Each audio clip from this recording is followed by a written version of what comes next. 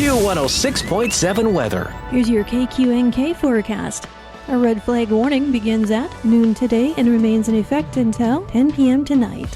Bright sunshine expected today with daytime highs approaching 81. Winds out of the south 8 to 15 miles per hour. Partly cloudy skies tonight, lows level off around 46. Chance of rain tomorrow, high temperatures reach up to 66. Overcast skies. From the Weatherology Weather Center, I'm staff meteorologist Laura Lockwood. Right now, 33. Kansas Information Network News, I'm Jen Austin. Authorities responded to an unresponsive man on US 69 highway in Cherokee County. Julio Flores has more. Someone called the Cherokee County Sheriff's Office on Wednesday about a male reportedly in a wooded area at Southeast Star Road and Highway 69. Sheriff Henderson said they found him in the area of a truck parking location where DOT inspections used to take place. They, along with Baxter Springs EMS, responded and determined the man to be deceased. Authorities say there was no evidence of foul play, but a coroner will perform an autopsy. I'm Lou Valeris. The Kansas Highway Patrol is investigating a fatal crash that happened Tuesday in Cowley County. A vehicle was heading north and another south around 9:30 p.m. when the two collided on U.S. Highway 77, a mile north of Kansas Avenue, east of Ark City. The investigation is continuing. The Garden City Public Schools Superintendent, Dr. Terry McCarty, has resigned. Deputy Superintendent Josh Guyman has been named interim superintendent. This is Kansas Information Network News. With today's inflation straining your budget, your Kansas Farm Bureau membership can help keep more money in your pocket. Save up to 75% off preferred home and office products with Office Depot. Special package pricing with Lifeline screenings. Exclusive savings on post-frame buildings with QSI. And join the Kansans who've switched to Kansas Farm Bureau health plans. And enjoy significant savings on nationwide medical health care coverage. Join today. For a full list of benefits, visit kfb.org/benefits. Are you prepared for an emergency or disaster? Because it's not a matter of if, but when. Don't find yourself saying, I'll trust water bottles and a flashlight to save the day, but I'll be proved wrong. With a tornado approaching, I'll realize that I lack a wheelchair-accessible shelter. When the floodwaters rise, I'll be up in the attic with 20 cans of beans. It's a recipe for disaster. Let's prepare so we all have a better story to tell. Get started at ready.gov/older adults. Brought to you by FEMA and the Ad Council. Good morning, I'm Natalie Hadley with your KQNK News, brought to you by Firebolt Ag, LLC, serving all of your chemical and fertilizer needs.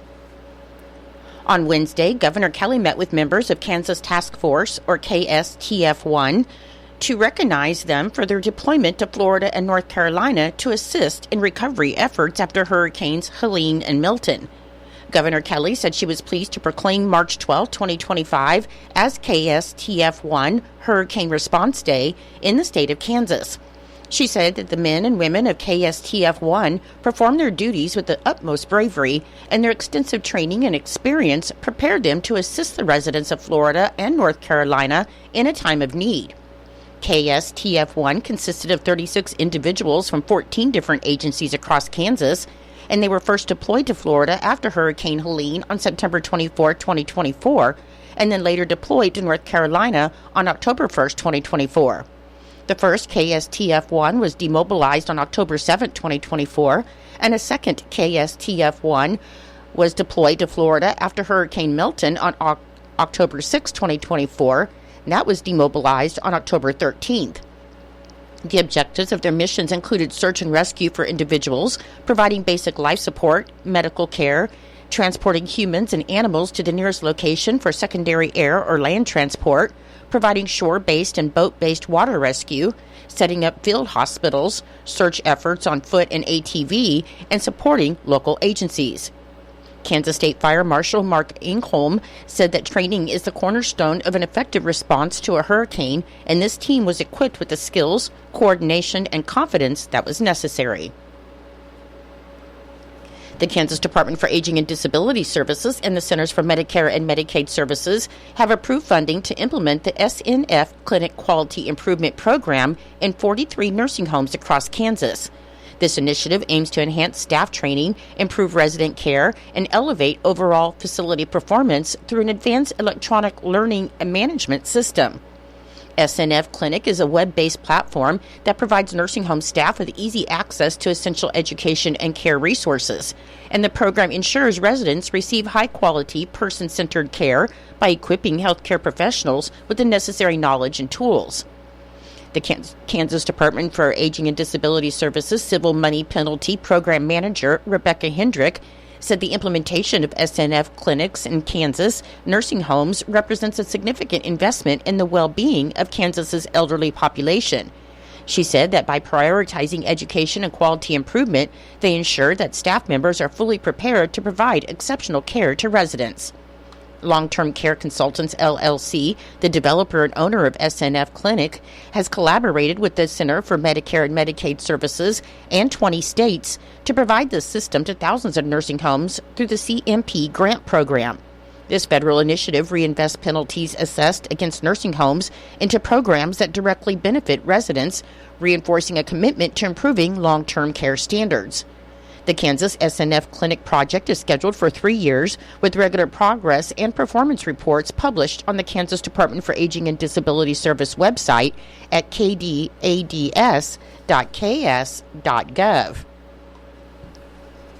The Kansas Department of Agriculture is accepting applications for the fiscal year 25 Specialty Crop Block Grant Program, and the funds for the program are awarded to the agency by the U.S. Department of Agriculture's Agricultural Marketing Service. Specialty crops are defined by the USDA as fruits, vegetables, tree nuts, dried fruits, horticulture, and nursery crops, including floriculture. The applications will be evaluated by a team of external reviewers, and the team will rate proposals on their ability to successfully enhance the competitiveness of the specialty crop industry in Kansas and make a positive impact on the Kansas economy. Those recommendations will be submitted to the Kansas Secretary of Agriculture, who will make the final awards. Applications are due to the Kansas Department of Agriculture no later than 5 p.m. on March 31st. And for more information, you can download and carefully read the Kansas Request for Applications document from the Kansas Department of Agriculture website at agriculture.ks.gov/grants. Specialty Crop Block Grant Program funding from the USDA AMS is awarded to states based on recent value and acreage of specialty crops in the state, and in 2025, Kansas will receive approximately $330,000. In Nebraska news, a juvenile has been cited for false reporting after multiple law enforcement agencies responded to a kidnapping in York, which turned out to be a hoax. The York County Sheriff's Office reported that at around 6:30 on Tuesday night, they received a report of a kidnapping in progress at York Mobile Plaza after an individual reported that a child they were babysitting was taken by a male in a van with the words "free candy" painted on it. The sheriff's office said the juvenile was able to provide a direction of travel and physical description of the alleged kidnapper. However, the sheriff's office said it was later determined that there was no kidnapping and that the juvenile babysitter was just seeking attention. The Nebraska Department of Agriculture reported that bird flu was detected on Monday in a backyard flock in Dawson County.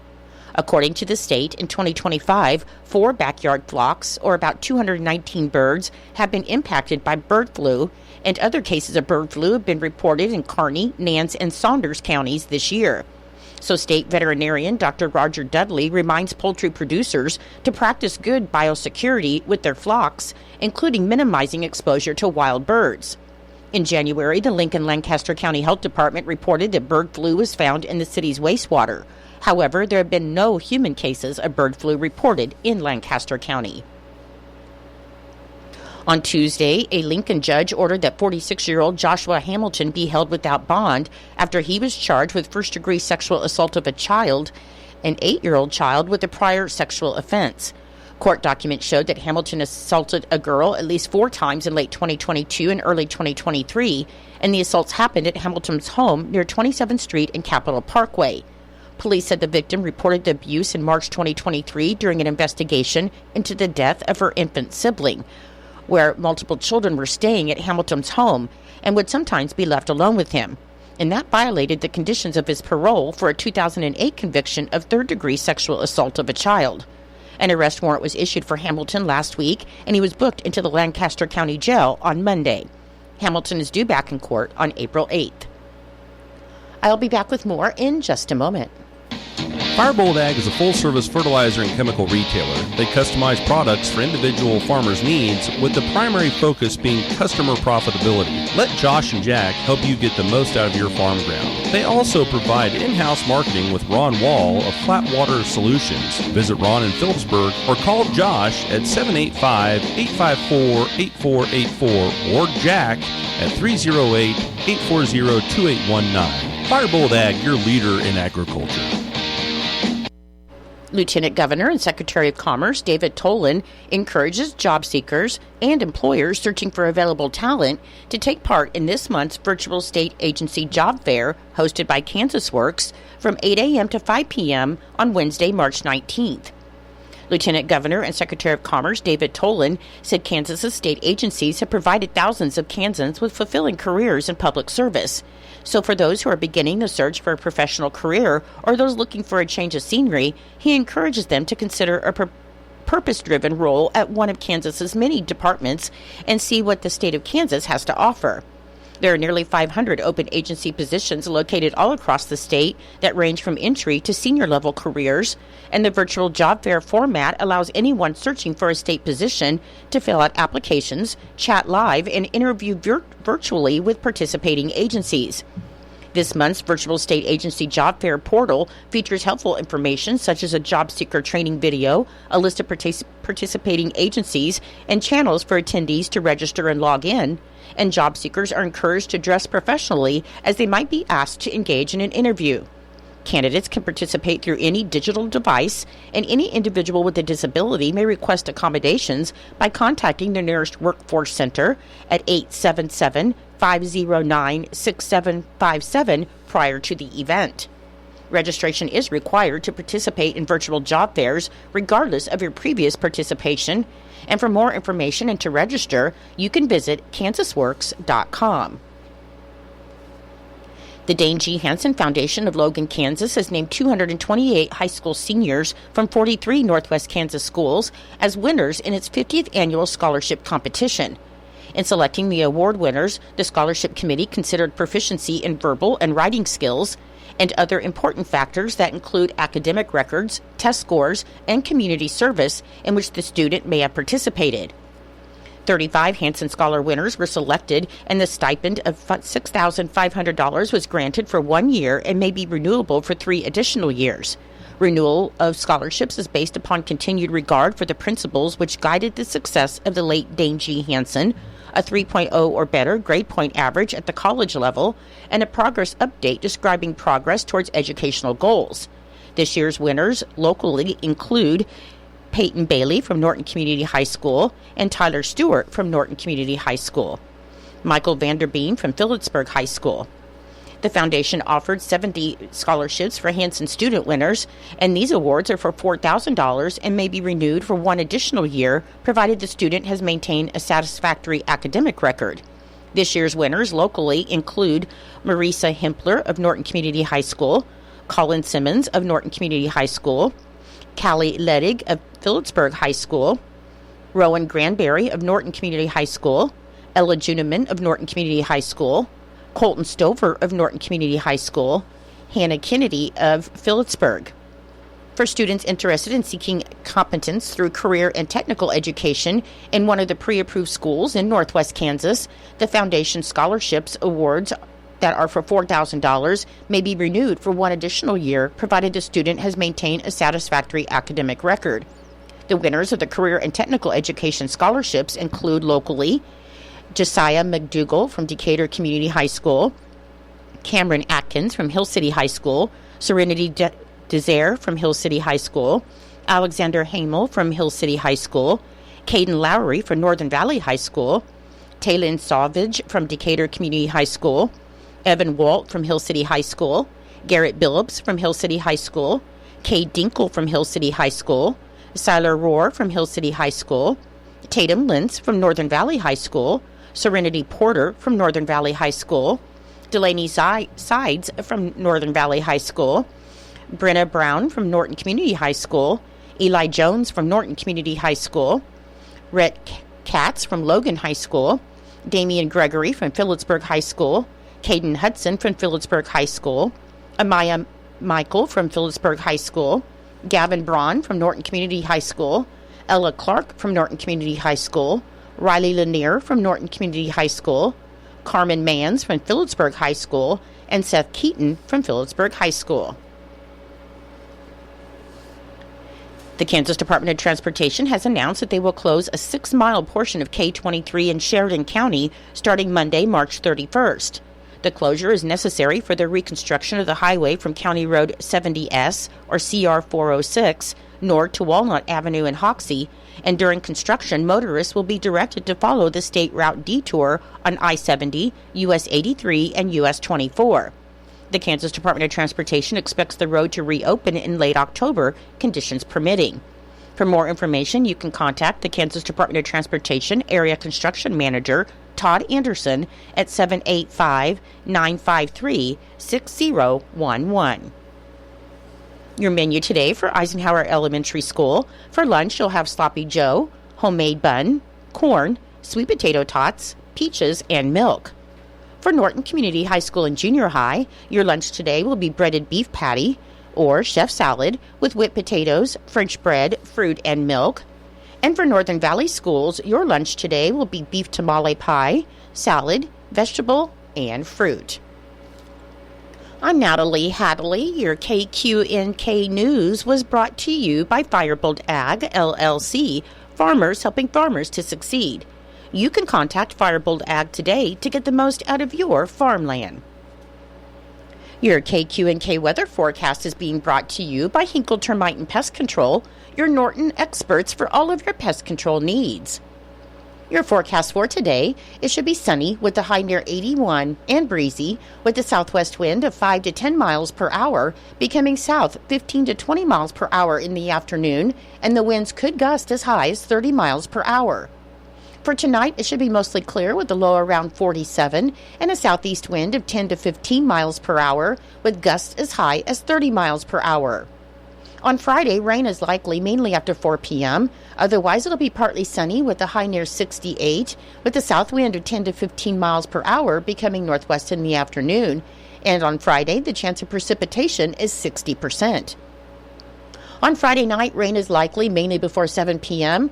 Otherwise, it'll be mostly cloudy with a low around 33 and windy with wind gusts as high as 40 miles per hour on Friday night.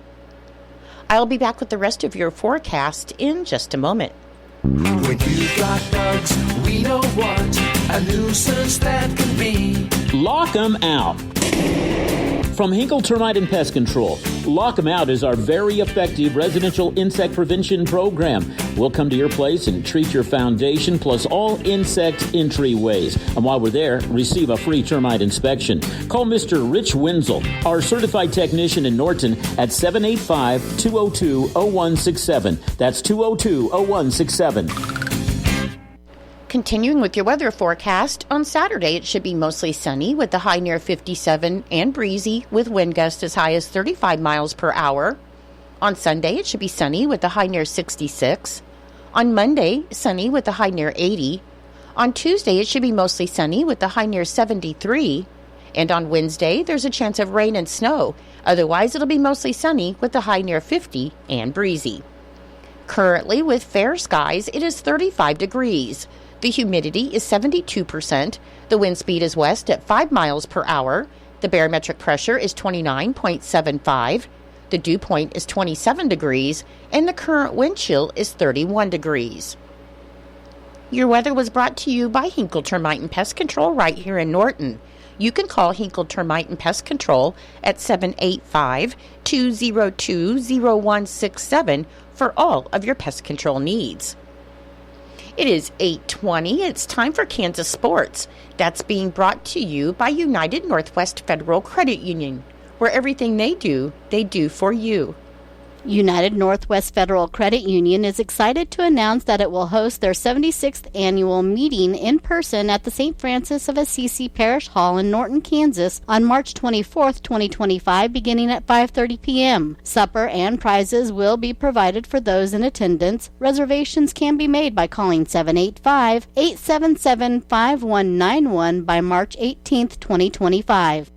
KIN Sports, I'm Spencer Dupuy. Maximus Martin continues to earn weekly honors for his prolific performance over the weekend as the K-State junior was named the Brooks Wallace Award Player of the Week by Collegiate Baseball Foundation on Tuesday. The national award, which honors the nation's most outstanding shortstop, is the first in Martin's respective career, while he is the first ever K-State player to earn the weekly honor. The Brooks Wallace Award is presented annually to honor the nation's top shortstop as a tribute to Brooks Wallace, a slick fielding shortstop at Texas Tech from 1977 to 1980, who passed away at 27 after a courageous battle with leukemia. Martin turned in an incredible 2.714 OPS after launching 5 home runs and tallying 12 RBIs in the Wildcats' 3-game series sweep of William and Mary over the weekend, now leading the Big 12 with a season-high 1.735 OPS. Martin raised his batting average to .524, the third highest in the country. He became the first player since 2018 to drive in 8 RBIs in a single game. Kansas Information Network Sports Time, Spencer Dupuy.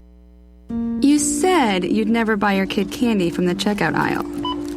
Or forget extra diapers. And never give in to a meltdown. You'd never lick your thumb to clean their face. Never let them have too much screen time. And never bribe them for just one more bite. You say you'd never let them out in public without their hair brushed. Never, ever become a minivan mom. And you'd never give them your phone for a quiet dinner. Calling boss work phone. So when you say you'd never leave your child in a hot car, no, it can happen. Cars get hot fast, and kids can be at risk in temperatures as low as 60 degrees Fahrenheit. Never happens. Before you leave the car, always stop, look, lock. Brought to you by NHTSA and the Ad Council. It's true, many of us spend more time thinking about what's for dinner than preparing for retirement. But if you think your retirement needs deserve more attention, I agree, and I'd like to help. I'm Edward Jones Financial Advisor Philip Eisenhagen. Together we can give your long-term retirement strategy the attention it deserves. Stop by our office at 418 East Holm here in Norton or call 877-3373. Edward Jones, Making Sense of Investing, member SIPC.